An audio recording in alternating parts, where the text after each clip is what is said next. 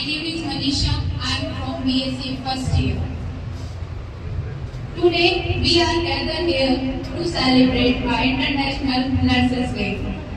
आज हम कहानी सुनने जा रहे हैं एक ऐसी ही दिव्य आत्मा की जिसने ऊंचे घराने में जन्म लेकर भी सुख सुविधाओं को ठुकराया और अपना जीवन घायलों की सेवा में समर्पित कर दिया, जिसके हाथों में दीपक ने केवल अंधकार मिटाया बल्कि टूटे हुए सैनिकों को नई जिंदगी की उम्मीद भी दी। आइए सम्मान के साथ याद करते हैं आधुनिक नर्सिंग की जननी गलेडू विद्यालय फ्लोरेंस नाइटिंगेल को। नर्स एक ऐसा व्यक्ति होता है जो हर चीज को सहन करने में सक्षम और हर किसी को समझने में सक्षम होता है। जीवन की शुरुआत और अंत का साक्षी बनना वास्तव में एक बड़ा सौभाग्य है। पहले समय में अस्पताल भयानक गंदे स्थान पे होते थे। बीमारों की देखभाल घर पर ही की जाती थी। लड़कियों को पुरुषों की देखभाल का जिम्मा नहीं दिया जाता था। देखभाल करने वाला पुरुष ही उनकी देखभाल करते थे। यह एक निजी सोच थी। बीमारों की देखभाल में के बारे में सुनना अभी भी अंधविश्वासों, धर्म और जादू टोने से दूर था। लोग स्वास्थ्य सुविधाओं की तुलना में तांत्रिक विद्या पर अधिक विश्वास करते थे।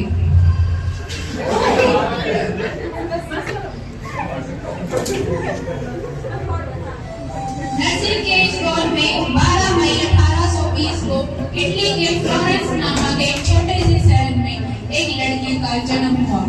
She was a daughter of well-to-do parents. और वे चाहते थे कि वह एक सोशलिस्ट बने, लेकिन उसने इससे दूर रहना पसंद किया।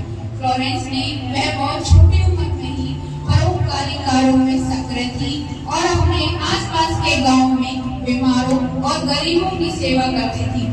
जब उसने अपने सच्चे लक्ष्य को पाने का फैसला किया तो नाइटिंगेल ने अपने माता पिता से संपर्क किया और उन्हें नर्स बनने के अपने एम्बिशन के बारे में बताया। वे खुश नहीं थे और उन्होंने कई तरह से उसे डिस्करेज किया। अपने परिवार के साथ बहुत संघर्ष के बाद नाइटिंगेल ने लूथरन नर्सिंग स्कूल में नर्सिंग स्टूडेंट के रूप में एडमिशन लिया। 1844 में जर्मनी के एक हॉस्पिटल में पढ़ाई पूरी करने के बाद शी रिटर्न इंग्लैंड और मिडलसेक्स हॉस्पिटल में नर्सिंग की जॉब की। She was highly dedicated and impressive in her performance, इसलिए वह promoted हुई as a superintendent within a year.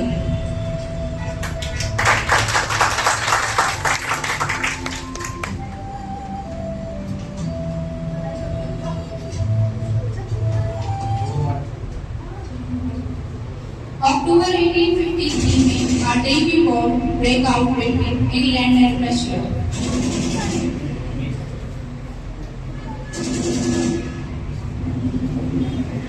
जिसमें भारी संख्या में सैनिक घायल हो गए और जान माल का नुकसान हुआ।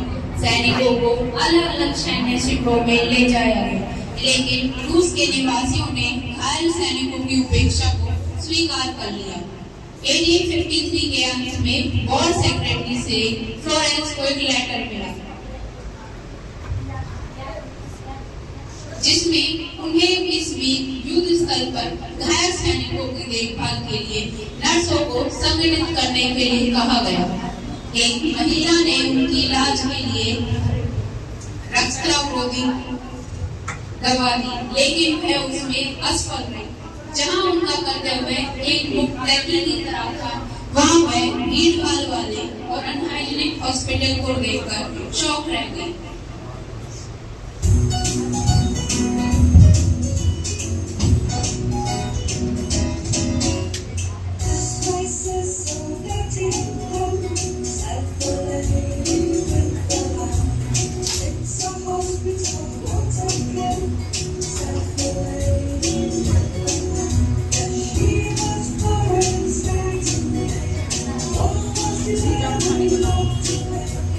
Yes.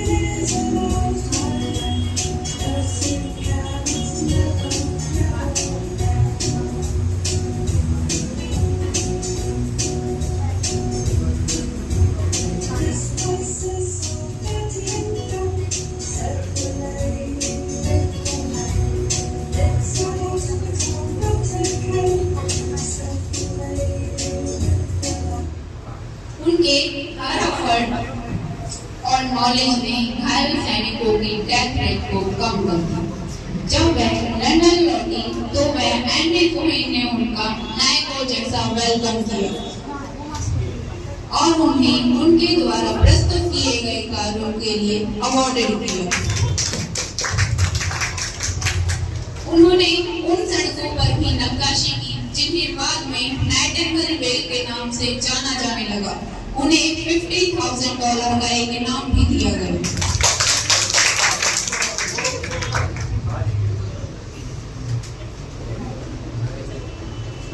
उन्होंने पुरस्कार राशि का यूज अपने उद्देश्य को आगे बढ़ाने के लिए किया।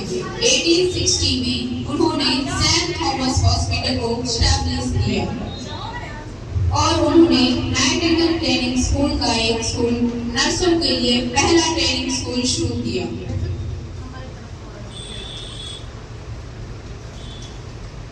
इसके बाद नाइटिंगेल जनता की चहेती बन गई and the young women inspired to be like her. Vijay Institute of Nursing, the best nursing institute in the world. Admissions are open, पहले आओ पहले आओ। फ्लोरेंस नाइटिंगेल की बदौलत लोअर कास्ट के लोग ट्रेनिंग स्कूल में एडमिशन लेने लगे। नर्सिंग पेशा अब केवल उच्च वर्गों द्वारा शासित नहीं रहा, बल्कि इसे ऑनरेबल प्रोफेसर के रूप में देखा जाने लगा।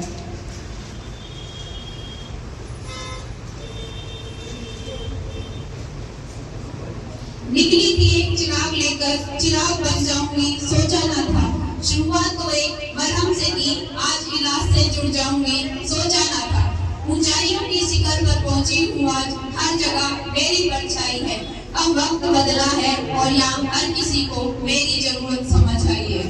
कई वर्ष पहले जीएनएम पीएनएम तक सीमित थी, अब मैं दुनिया में बदलाव ला चुकी हूँ। बीएससी को भी हासिल कर चुकी हूँ। पहले स्पर्श से आंखों में उजाला करनी थी, आज दवा से भी दर्द को कम करना जानती हूँ।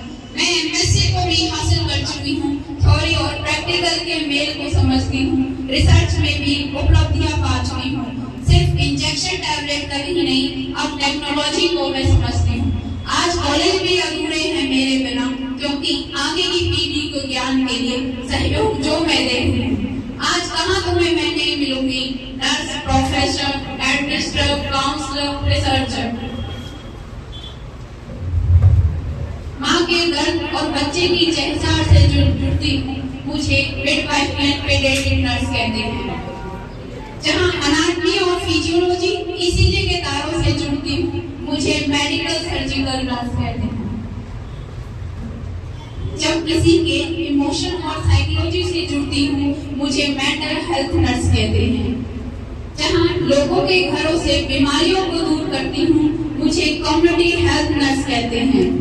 उन सरहदों पर भी जब किसी की मुस्कुराहट बनती हूँ, मुझे मिलिट्री नर्स कहते हैं। बस अपने देश में ही नहीं, सिर्फ बल्कि फॉरेन में भी पंख अपने उड़ा बैठी हूँ। देख रहे हो एक चिराग लेकर जो निकली थी, कहाँ तक उसका प्रकाश फैला चुकी हूँ। धन्यवाद।